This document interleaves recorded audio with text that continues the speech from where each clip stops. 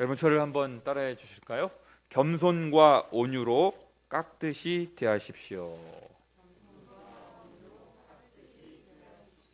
에베소서 4장 2절 말씀입니다. 세번역 성경 버전에 그대로 이런 성경 구절이 나와 있습니다. 제가 막 편집한 게 아니고 세번역 성경 버전에 겸손함과 온유함으로 깎듯이 대하십시오. 이런 구절이 있습니다. 그런 말씀으로 잠시 은혜를 나누겠습니다. 코로나19라는 전염병이 창궐한 지 벌써 2년이 넘어가고 있습니다. 이 어려운 재난의 시기를 잘 감내하신 우리 열린광성의 지체들을 격려하고 위로하는 차원에서 제가 거룩한 빛 광성교회 부목사 시절에 지었던 시 한 편을 들려드리고자 합니다. 시 제목은 잘 버텨줘서 고맙습니다. 이런 제목입니다. 잘 버텨줘서 고맙습니다. 김광배. 살림과 육아에 지쳐 녹초가 된 아내가 듣고 싶은 말. 여보, 잘 버텨줘서 고마워요. 살얼음을 딛듯 고단한 삶을 살아내는 남편이 듣고 싶은 말. 당신 잘 버텨줘서 고마워요. 살인적인 경쟁의 소용돌이에 휘말려 밤늦도록 공부에 몰두하는 아들이 듣고 싶은 말. 아들아, 잘 버텨줘서 정말 고맙다. 안개처럼 막막한 기다림의 터널 속에서 오늘도 취업의 문을 두드리는 딸이 듣고 싶은 말. 딸아, 잘 버텨줘서 정말 고맙다. 길 잃은 양떼를 보살피느라 사생활을 반납한 이들이 듣고 싶은 말. 목사님, 잘 버텨줘서 고맙습니다. 꽃을 피우지 못해 막막하고 외로운 땅에서 친정 같은 교회로 돌아온 이들이 듣고 싶은 말. 선교사님, 잘 버텨줘서 고맙습니다. 지상에서 믿음을 지켜내느라 농부처럼 땀 흘리고 부상병처럼 피 쏟으며 본향에 돌아온 성도가 듣고 싶은 말. 장하다, 잘 버티고 왔구나. 정말 고맙다. 여기까지입니다. 여전히 이 시가 제가 지은 시인데 그럴듯합니까? 사랑하는 성도 여러분, 이제 곧 2021년은 역사의 뒤안길로 사라지게 되고 두세 시간 후면 우리는 2022년 새해를 맞이하게 됩니다. 백신 접종률이 크게 높아지면서 코로나 전염병의 확산세가 꺾이고 위드 코로나라는 희망찬 시대를 맞이할 줄만 알았는데 새로운 변이 바이러스가 발생하고 기존의 코로나19 바이러스도 재확산하면서 우리는 다시 깊은 불확실성의 수렁으로 빠져들고 있습니다. 이런 절망적인 상황에서 우리는 다시 진지하게 질문하지 않을 수 없습니다. 너나 할 것 없이 하나님의 사람들은 아마 이런 질문들을 다 하고 계실 겁니다. 왜 하나님께서는 여전히 우리에게 전염병을 거두어가지 아니하시고 전염병의 시대를 살아가게 하시는가? 왜 이게 그치지 않고 계속되고 있는가 하는 질문을 여러분들 아마 다 하고 계실 것입니다. 그 질문에 침잠하다 보면 우리는 그 유명한 역대하 7장 12절부터 14절의 말씀이 새록새록 떠오르게 됩니다. 여기만 한번 찾아보겠습니다. 여기만. 다른 데 제가 성경 찾으라고 여러분들 귀찮게 해드리지 않을 테니까 여기만 한번 찾아주세요. 역대하 7장 12절부터 14절. 구약성경 665쪽입니다. 우리 가정에 계시는 우리 지체들께서도 구약성경 665페이지 역대하 7장 12절부터 14절을 한번 찾아주시기를 바랍니다.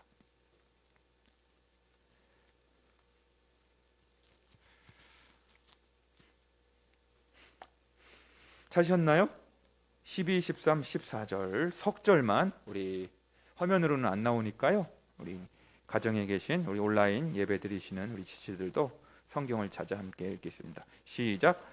밤에 여호와께서 솔로몬에게 나타나사 그에게 이르시되 내가 이미 내 기도를 듣고 이곳을 택하여 내게 제사하는 성전을 삼았으니 혹 내가 하늘을 닫고 비를 내리지 아니하거나 혹 메뚜기들에게 토산을 먹게 하거나 혹 전염병이 내 백성 가운데 유행하게 할 때에 내 이름으로 일컫는 내 백성이 그들의 악한 길에서 떠나 스스로 낮추고 기도하여 내 얼굴을 찾으면 내가 하늘에서 듣고 그들의 죄를 사하고 그들의 땅을 고칠지라. 아멘. 우리가 성경을 조금이라도 아시는 분들, 또 진지하게 신앙생활을 하기를 원하시는 분들은 이 2년 동안 우리가 전염병의 시대를 살아가면서 특히나 생각나는 말씀, 떠오르는 말씀, 아마도 이 역대하 7장 13절 14절일 것입니다. 왜냐하면 우리가 지금 아직도 그치지 않는 이 전염병의 시대를, 그 터널을 지금 통과하고 있거든요.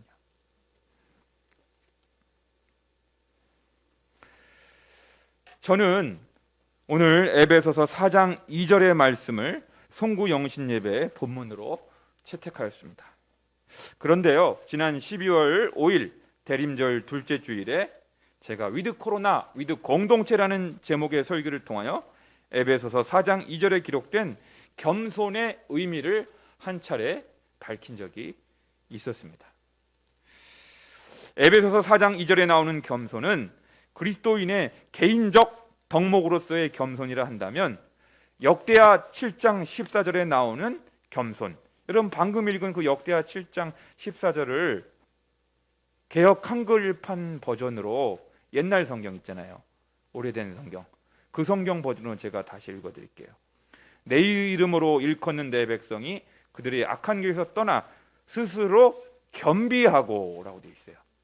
옛날 성경은 겸비하고, 그러니까 겸손하고라는 말이죠. 비슷한 말이잖아요. 스스로 겸비하고 기도하여 내 얼굴을 찾으면 내가 하늘에서 듣고 그들의 죄를 사하고 그들의 땅을 고칠지라. 그러니까요, 이 오늘 역대하 7장 14절에 나오는 겸손, 겸비는 공동체적인 차원에서의, 집단적인 차원, 공동체적인 차원에서의 겸손이라고 한다면, 에베소서 4장 2절에 나오는 그 겸손은요, 개인적인 덕목으로서의 겸손이라는 것입니다. 그런 면에서 약간의 차이점이 있습니다. 그래서 오늘 저는요, 에베소서 4장 2절의 그 설교 내용을 전제로 하고 구약 역대하 7장 14절에 나오는 그 겸손, 그 겸비에 더욱 주목하면서 말씀을 풀어가도록 하겠습니다. 아시겠죠?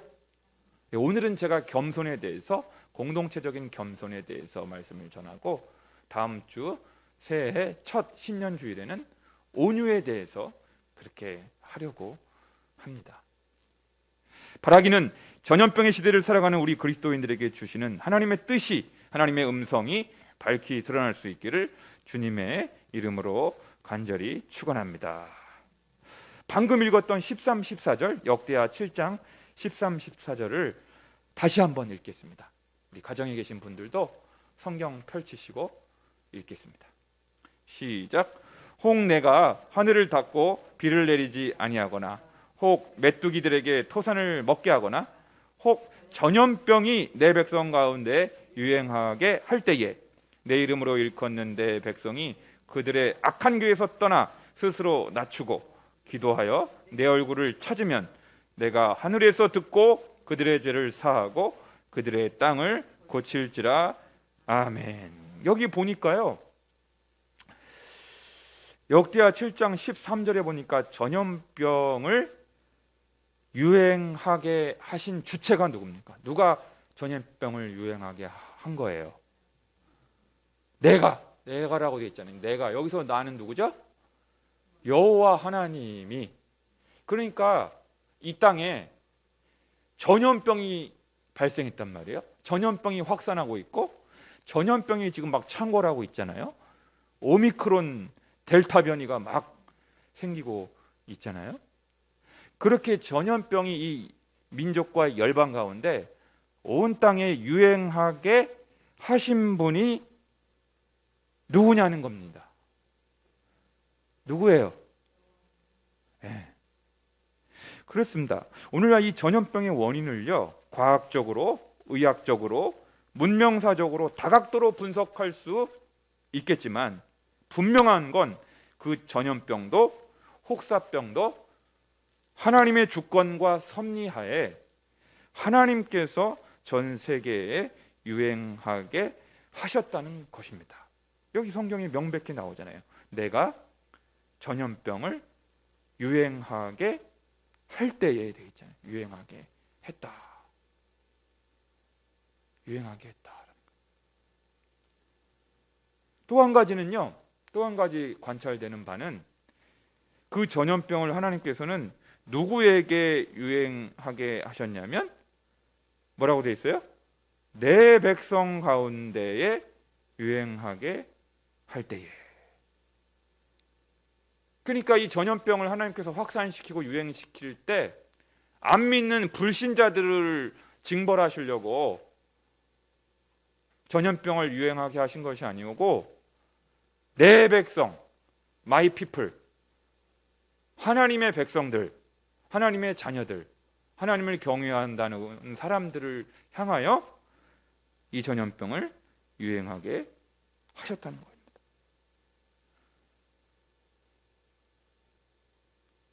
그러니까 누구 정신 차리라고? 불신자들 겁주시려고? 하나님이 불신자들을 겁주시고 불신자들에게 진노하게 하시는 측면도 전혀 없다고 할 수는 없겠지만 1차적으로 우선적으로 이 전염병은 누구에게 경고 메시지를 보내는 거예요? 거기 나오잖아요. 내 백성 가운데 유행하게 할 때에. 하나님의 백성들을 향하여 주시는 전염병이라는 거예요.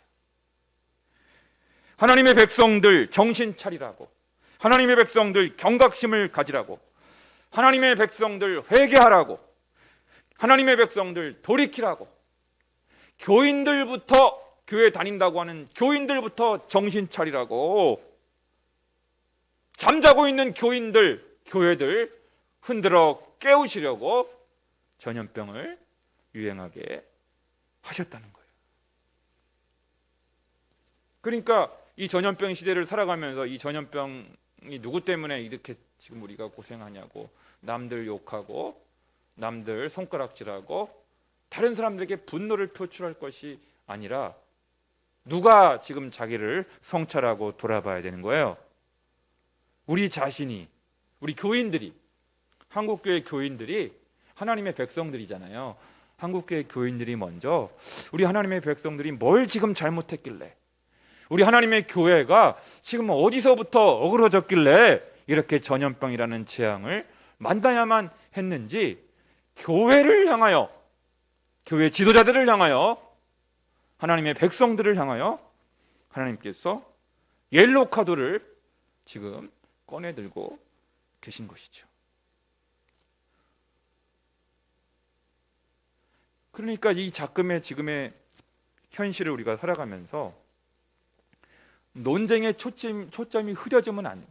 온라인 예배를 드려야 되는지 오프라인 예배를 드려야 되는지 이거 어떻게 되는지 우왕좌왕하는 것이 문제가 아니고 그거는 그 다음 문제예요. 그 다음 문제. 그건 그 다음 문제고, 하나님께서 이 하나님의 백성들에게, 교회를 향하여, 교인들을 향하여, 이미 믿는 신자들을 향하여 도대체 무엇을 가르치시려고, 각성시키시려고 이렇게 전염병을 내리셨는가? 그리고 우리가 떠나 보냈어야 할 그 악한 길에서 돌이키라고, 악한 길에서 떠나고 전염병을 내리셨는데 우리가 정말로 떠나 보내야 할 악한 길은 과연 무엇이겠는가 하는 거예요. 그러니까 전염병이 언제 터졌어요? 우리 교회 열린광성교회 개척하고 나서 3개월 후에 터졌거든요. 그러니까 2019년 한 12월쯤 우리 열린광성교회가 2019년 9월 29일 날 개척 창립 예배 드렸는데 예배 드리고 3개월 후에 터졌단 말이에요. 그러니까 2019년 12월이 되기 전까지 그 당시에 그 시대까지 형성되었던 우리 한국교회의 문제점이 뭐냐 이거 한국교회의 문제점. 그러면 되는 거예요. 그걸 파악하라는 것이죠. 그것을 돌이키라는 것이죠. 그것을 정리하라는 것이죠. 그래서 오늘 이 밤에 제가 신학적인 차원과 목회적인 차원 이렇게 두 가지 차원에서 말씀드리고 설교를 마칠까 합니다. 먼저 신학적인 부분을 진단해 보고자 합니다. 한국이 낳은 세계적인 신약학자 김세윤 교수가 2013년 공저자로 참여하여 저술한 한국교회 개혁의 길을 묻다라는 책에서 한국교회의 부패와 무능의 원인을 다음과 같이 지적하고 있습니다. 이게 코로나 터지기 전에 진단한 거예요. 터지기 전. 많은 그리스도인들이 사실상 구원파적 복음을 믿기에 구원을 얻는 믿음을 회심할 때 한 신앙 고백으로만 이해하고 믿음 생활을 교회 생활에 참여, 기도하기, 전도하기 등에 국한하고 날마다의 실존에서 하나님의 통치를 받는 삶, 예수 그리스도의 주권에 순종하는 삶 일체와 연결하지 않는다. 그들은 가치 판단과 윤리적 선택의 순간마다 자신의 안녕과 행복을 확보하기 위해 돈을 많이 벌어라. 그러기 위해서 이웃에게 불의한 행동도 하고 그들을 착취하라는 사탄의 사주를 물리치고 하나님의 아빠 노릇해 주심에 의지하고 이웃을 사랑하라는 주 예수 그리스도의 명령을 쫓아 사는 것이 우리를 하나님과의 그 올바른 관계에 서 있게 하는 것이라는 것을 제대로 이해하지 못하고 있는 것이다.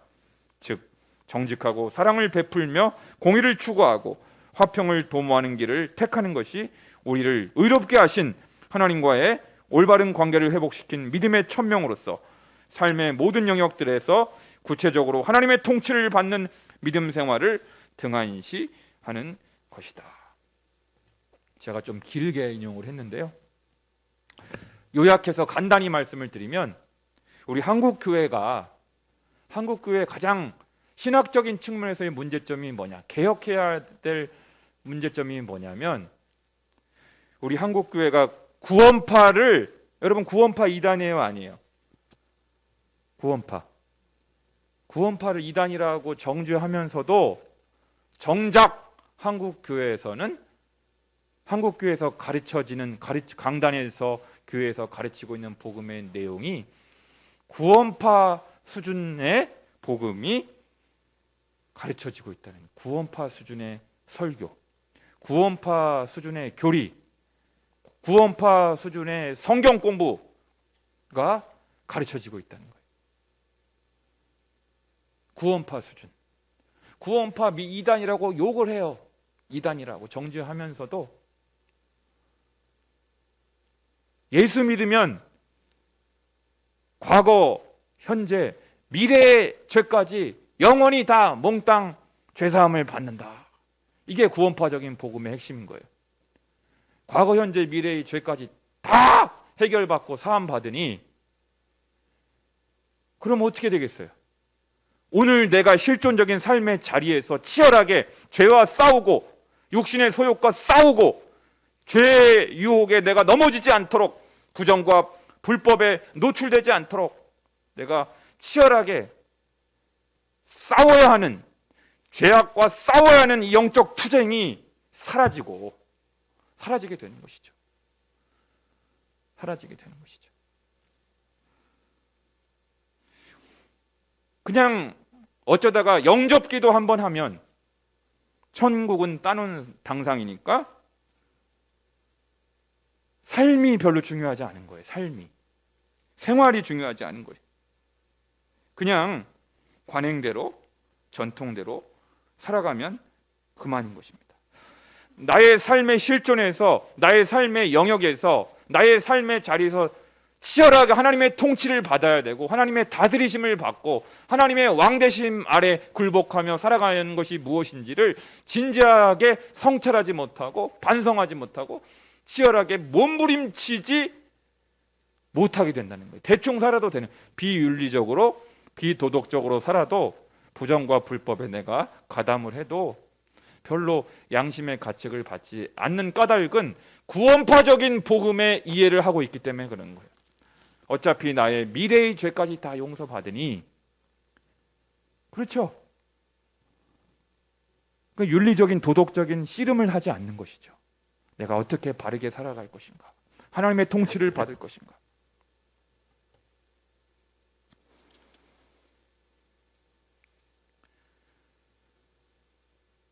그래서 제가 새해 첫 금요일부터 우리 여러분들 앞에 주기도문을 강해하겠다고 말씀드린 이유가 여기에 있는 것입니다. 왜 제가 주기도문을 설교하려고 하냐면, 주기도문의 핵심적인 가르침이 하나님의 통치이기 때문에 그래요. 하나님의 통치를 받는 삶. 그런데 그동안 한국교회는 내가 예수 믿으면 천국 간다. 죽으면 가게 되는 천당 가는 것에만 몰두하였고, 현실에서, 삶의 현장에서, 삶의 실존에서 하나님의 통치를 받고 하나님의 다스리심을 받고 하나님에게 복종하기 위하여 내가 어떻게 치열하게 진지하게 몸부림을 칠 것인가에 대한 가르침이 부족했다는 것이죠.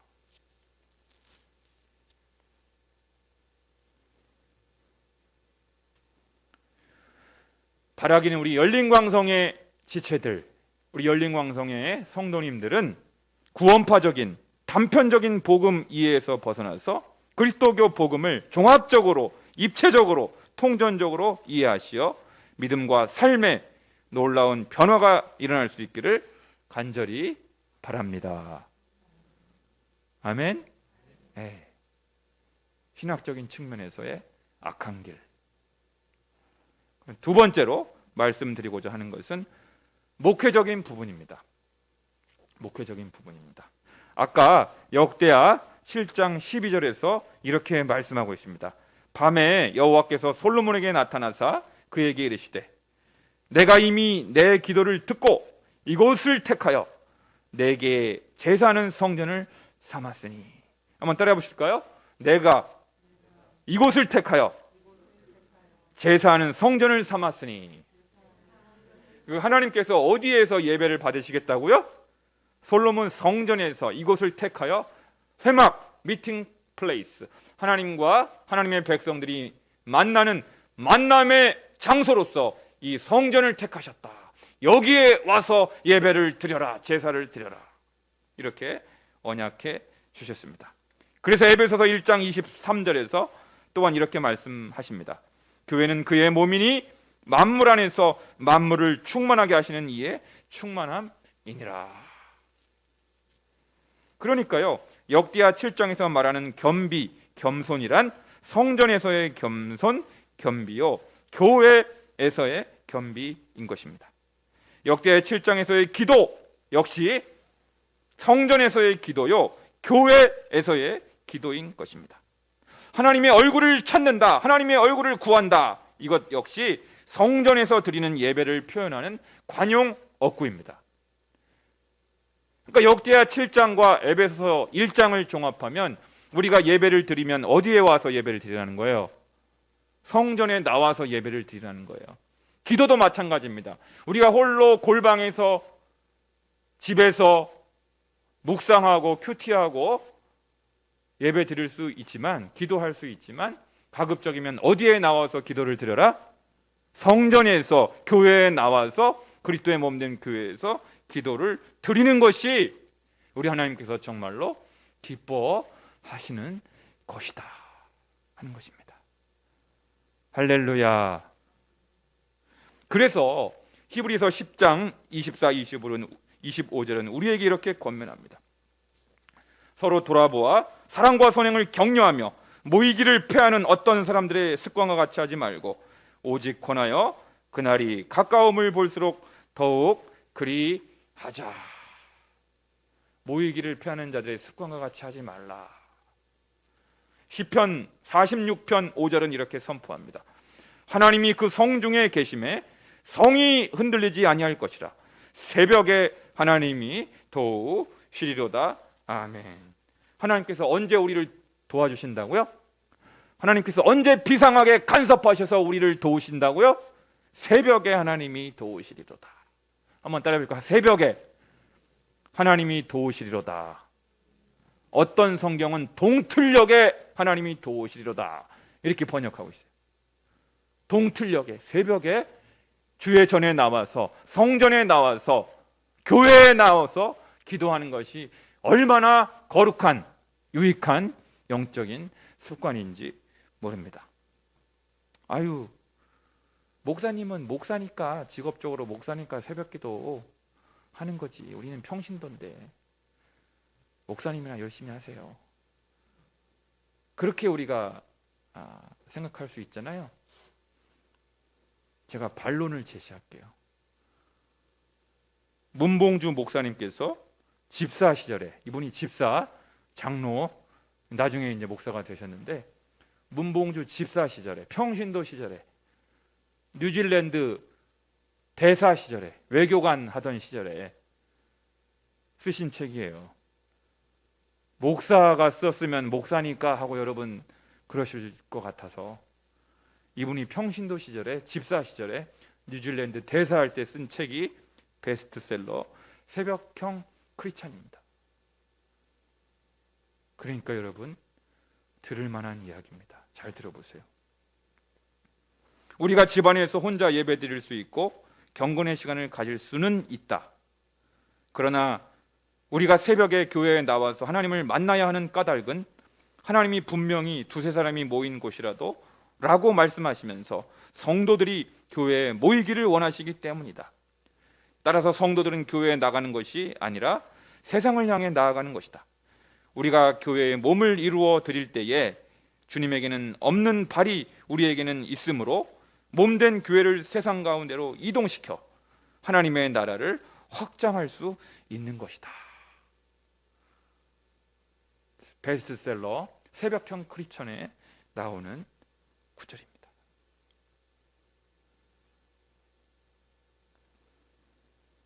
한국 교회의 큰 어른 청량리 중앙교회 고 임택진 목사님께서 쓰신 목회자가 쓴 목회학이라는 책에서 이렇게 말씀하십니다.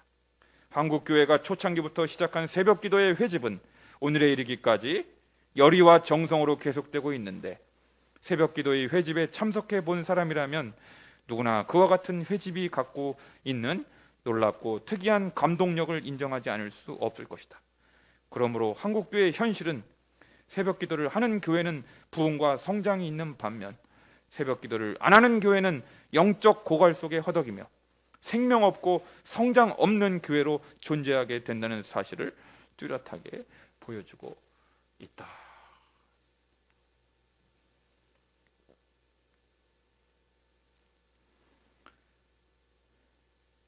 사랑하는 열린 광성의 지체 여러분, 세상을 이기고 죄악을 이기고 육신의 소욕을 이기기 위해, 복음에 합당한 삶을 살기 위해 우리는 하늘의 능력을 입어야 합니다. 성령의 능력을 입어야 합니다. 위로부터 능력을 입어야 합니다. 위로부터 능력을 입을 때까지 이 성을 떠나지 말라. 성전을 떠나지 말라. 이 말씀 주셨잖아요. 우리가 2년 계약하고 성전을 옮기려고 할 때 누가복음 24장, 위로부터 내리는 능력을 입을 때까지 이 성전을 떠나지 말라. 누가복음 24장 말씀 받았잖아요. 큐티 본문으로. 그 말씀 받고 우리가 성전 떠나지 않고 교회 옮기지 않고 2년 재계약하고 큐티 말씀으로 하나님이 말씀 주셨잖아요. 말씀을. 그래서 우리가 안 옮긴 거예요. 할렐루야. 말씀으로 하나님 우리에게 응답해 주셨어요. 2년 전에 말씀으로 동패동 여기 동방프라자 302호 시편 132편 말씀으로 말씀 주셔서 여기다가 교회 개척한 거예요. 말씀 주셔가지고 말씀 주셔서 2년 계약 만기하고 안 옮기고 2년 더 머물러 있어라 하셔서 우리가 재계약하고 2년 후에 성전 옮기기로 한 거예요. 김광배 목사가 무슨 저희가 있어가지고 그런 게 아니고 하나님의 말씀하셨기 때문에 그렇게. 할렐루야, 할렐루야. 이렇게 놀라운 하루하루를 하나님의 말씀과 성령으로 인도함 받는 이 흥미진진한 박진감 넘치는 삶으로 여러분들을 초청합니다. 초청합니다. 얼마나 흥미진진한 삶인지 몰라요. 여러분 교회에 함께 모여 새벽 기도로 무장하실 때 겸손과 온유를 덧입게 될 것입니다. 겸손함과 온유함으로 서로가 서로를 깍듯이 대하는 영적인 훈훈함이, 영적인 따스함이, 영적인 온기가 우리 열린 광성교회를 지배하게 될 것입니다. 2022년 새해에는 꼭 새벽 기도에 한번 도전해 보시기 바랍니다. 금요 기도에도 도전해 보시기 바랍니다. 놀라운 일이 일어나게 될 것입니다. 기도하겠습니다.